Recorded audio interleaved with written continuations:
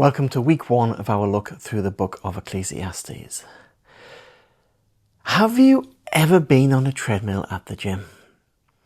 You can run hard, you can sweat loads, you can feel absolutely exhausted, yet at the end, you haven't actually gone anywhere. The faster you run, the faster it goes. Whatever speed, it always ends up in the same place. Similarly, generations come and generations go. But the human condition and the underlying issues of the soul, they remain the same. Despite the perpetual change, there's nothing new. And that's the picture Ecclesiastes gives us.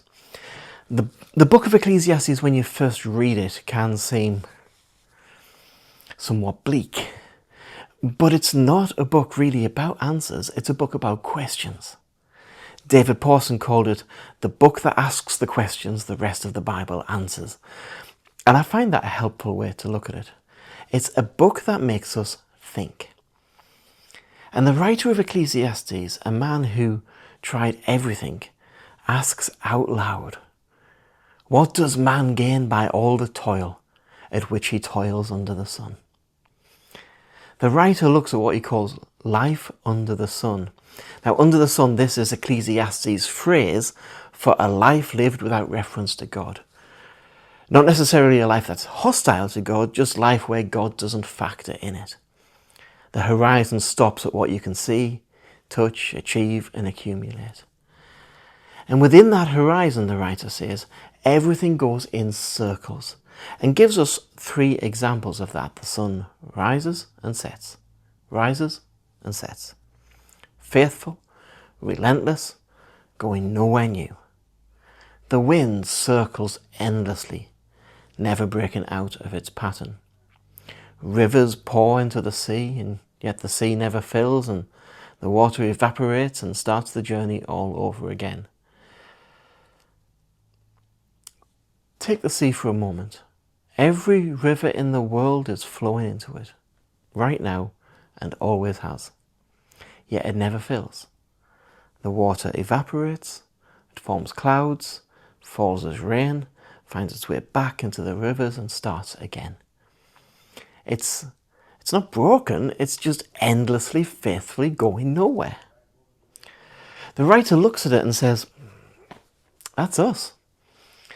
This isn't a malfunction, this is just how things work. But the writer's point is an uncomfortable one. Life under the sun follows the same logic, generation after generation. The same hopes, the same disappointments, the same questions. And our senses are the same. We're always looking for the next thing, new content, new destination, new experiences. But satisfaction never quite arrives. Social media has perfected this.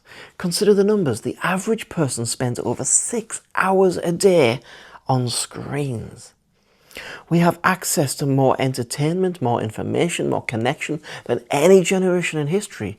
Yet the rates of loneliness, anxiety, and purposelessness are going up, not down. The feed is endless. The novelty is constant. And somehow, we are more restless than ever, because there is nothing new under the sun.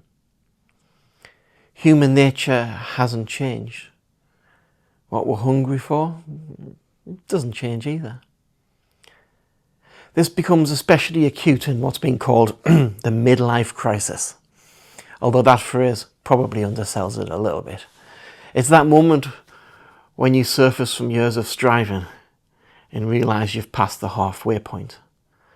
And the question that forms isn't a dramatic question, it's a quiet and persistent one. And the question is this it? You look at what you've built and what you've accumulated, what you've become, and something doesn't quite add up. The goals you chased, either they weren't achieved or they were achieved and they didn't deliver what you expected. But either way, you're left with exactly the same question. This crisis isn't limited to midlife. It's the experience of anyone who's chased something. Success, security, a certain kind of life, and arrived to find it wasn't quite what you hoped. Oscar Wilde put it brutally: there are two tragedies in life: not getting what you want and getting it. Most of us have experienced at least a small version, I think, of that second one. Material things like achievement and experience, none of it was ever designed to fill what's actually empty. Jesus puts it very plainly in Matthew 16, verse 26. What will it profit a man if he gains the whole world and forfeits his soul? That logic is very simple, but also a little bit devastating.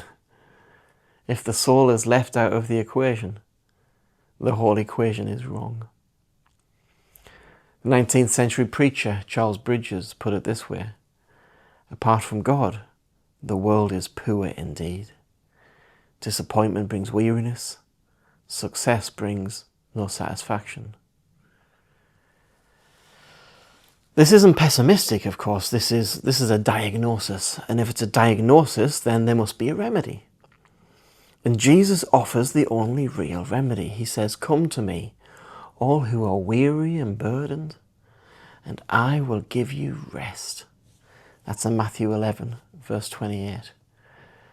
That invitation is as relevant in our time of exhausted scrolling and frantic striving as it's ever been.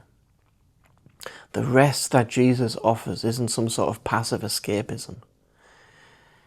It's the deep settling that comes when life is orientated around something that lasts.